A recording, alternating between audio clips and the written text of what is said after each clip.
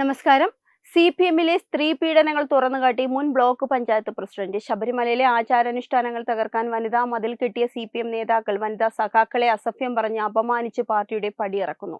Ambalappuzha block panchayat മുൻ പ്രസിഡന്റും DYFI നേതാവുമായിരുന്ന advocate Sheeba രാഗേഷാണ് പാർട്ടിയിലെ പുരുഷ സഖാക്കൾ നടത്തുന്ന മാനസിക പീഡനത്തിന്റെയും അസഭ്യം പറഞ്ഞ് അപമാനിക്കുന്നതിന്റെയും വിവരങ്ങൾ സാമൂഹ്യ മാധ്യമ കുറിപ്പിലൂടെ പുറത്തുവിട്ടത്. മുൻ മന്ത്രി G. സുധാകരനെ അനുകൂലിക്കുന്നു എന്നതിന്റെ പേരിൽ താൻ നേരിട്ടത് സമാനതകളില്ലാത്ത മാനസിക പീഡനങ്ങളാണെന്നും CPM സംസ്ഥാന സെക്രട്ടറിക്കും ജില്ലാ സെക്രട്ടറിക്കും പരാതി നൽകിയെങ്കിലും നടപടി സ്വീകരിച്ചില്ല എന്നുമാണ് ഷീബ പറയുന്നത്. ജില്ലാ കമ്മിറ്റി അംഗം അസഭ്യം പറഞ്ഞതും H. സലാം MLA-യുടെ വിഭാഗം മാനസിക പീഡനം നടത്തിയതും കുറിപ്പിലുണ്ട്. ഗതികെട്ടൊരു ജനപ്രതിനിധിയുടെ വീട്ടിലെത്തി ആത്മഹത്യാ ശ്രമം നടത്തിയെന്ന ഞെട്ടിക്കുന്ന വിവരവും ഷീബ പങ്കുവയ്ക്കുന്നു. സാമൂഹ്യ മാധ്യമ കുറിപ്പിലെ പ്രസക്ത ഭാഗങ്ങൾ. അസഭ്യം വിളിച്ച ജില്ലാ കമ്മിറ്റി അംഗമുള്ള പാർട്ടിയിൽ നിന്നും ഇപ്പോഴും ഭീഷണിയുണ്ട്. 2024 ജനുവരി 4 വരെ ബ്ലോക്കിന്റെ പ്രവർത്തനങ്ങൾ താറുമാറാക്കിക്കൊണ്ടിരുന്ന പാർട്ടി അംഗവും ജനപ്രതിനിധിയുമായ ആളുടെ വീട്ടിലെത്തി ആത്മഹത്യാ ശ്രമം നടത്തിയ ശേഷമാണ് ബ്ലോക്കിലെ കമ്മിറ്റികൾ പോലും നേരെ നടക്കാൻ തുടങ്ങിയത്. ചേതന, കരുമാടി സൊസൈറ്റി, കക്കായം സർവീസ് സഹകരണ ബാങ്ക് പുനർനിർമ്മാണം, പാർട്ടി ഓഫീസ് നിർമ്മാണ ഫണ്ട്, ഏതിലാണ് അഴിമതി ഇല്ലാത്തത്? ഇത് അഴിമതിക്കെതിരെയുള്ള പോരാട്ടമാണ്. എനിക്ക് നഷ്ടങ്ങൾ മാത്രമേ ഉണ്ടാകൂ എന്നറിയാം. DYFI-യുടെ ജില്ലാ കമ്മിറ്റി അംഗവും ഓൾ ഇന്ത്യ ലോയേഴ്സ് യൂണിയൻ ജില്ലാ കമ്മിറ്റി അംഗവും ജനാധിപത്യ മഹിളാ അസോസിയേഷന്റെ ഏരിയ കമ്മിറ്റി അംഗവും മേഖലാ സെക്രട്ടറിയും ഒക്കെ ആയിരിക്കുന്ന സമയത്താണ് പാർട്ടിയിൽ നിന്നും ബ്ലോക്ക് പഞ്ചായത്ത് അംഗമായി മത്സരിക്കണമെന്ന് എന്നെ അറിയിക്കുന്നത്. പാർട്ടി പറഞ്ഞതനുസരിച്ച് മത്സരിക്കുകയായിരുന്നു.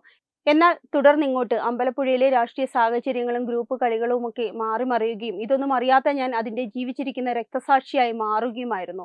മുൻ മന്ത്രിയായിരുന്ന G. സുധാകരൻ സാറാണ് എന്റെ പേര് നിർദ്ദേശിച്ചതെന്ന വൈരാഗ്യത്തിൽ പാർട്ടിയിലെ നിലവിലെ MLA H. സലാം വിഭാഗം എനിക്കെതിരെ കടുത്ത മാനസിക വൈകാരിക പീഡനങ്ങൾ അഴിച്ചുവിടുകയായിരുന്നു. എന്നെ പരിഹസിക്കുകയും വാസ്തവ വിരുദ്ധമായ നുണകൾ പ്രചരിപ്പിക്കുകയും വളരെ രൂക്ഷമായ ഭാഷയിൽ എന്നെ അകാരണമായി ശകാരിക്കുകയും ചെയ്തു.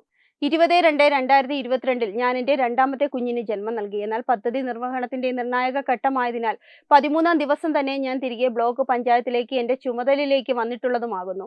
എന്നാൽ ഞാൻ ലീവ് എടുക്കാതെ തിരിച്ചു വന്നത് ഏതോ ഗൂഢാലോചനയുടെ പേരിലാണെന്ന് പറഞ്ഞ് പാർട്ടി അടിയന്തര കമ്മിറ്റി വിളിച്ചിട്ടുള്ളതും അന്നും എന്നെ മാനസികമായി ബുദ്ധിമുട്ടിച്ചുള്ളതുമാകുന്നു.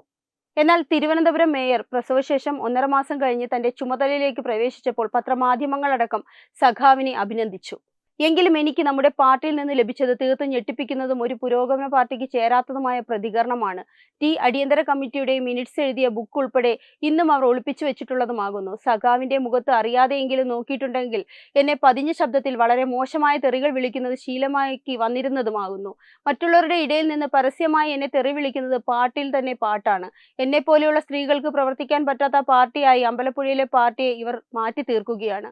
നല്ല സഖാക്കളെ ഗ്രൂപ്പിസത്തിന്റെ പേരിൽ പാർട്ടിയിൽ നിന്ന് അകറ്റുകയും തങ്ങൾക്കും മക്കൾക്കും ബന്ധുക്കൾക്കും ജോലിക്ക് വേണ്ടി മാത്രം പാർട്ടിയിൽ ചേക്കേറിയിരിക്കുന്ന നേതാക്കന്മാരുടെ ശിങ്കിടികളെ വെച്ച് മാത്രം മുന്നോട്ട് കൊണ്ടുപോകുന്ന പാർട്ടിയായി അമ്പലപ്പുഴയിലെ പാർട്ടി മാറിയിരിക്കുന്നു. ഒരു സ്ത്രീയായ അഭിഭാഷകയായ എനിക്ക് പോലും അതിജീവിക്കാനാവാത്ത വിധം കുത്തഴിഞ്ഞ രാഷ്ട്രീയ കീഴ്വഴക്കങ്ങളാണ് ഇവിടെ ഉടലെടുത്തു വരുന്നത് തുടങ്ങി പാർട്ടിയിലെ നേതാക്കളുടെ സ്ത്രീവിരുദ്ധത ഷീബ തുറന്നുകാട്ടുന്നു. വെബ് ഡെസ്ക് തത്തുമൈ ന്യൂസ്. HIV അണുബാധ സന്തോഷപൂർണമായ ഒരു ജീവിതത്തിന് തടസ്സമല്ല. HIV അണുബാധയ്ക്ക് ഫലപ്രദമായ ചികിത്സ ഇന്ന് ലഭ്യമാണ്. ഇതിന് യഥാസമയം അണുബാധ കണ്ടെത്തുന്നതും കാലേക്കൂട്ടി ചികിത്സ നടത്തേണ്ടതും അത്യാവശ്യമാണ്.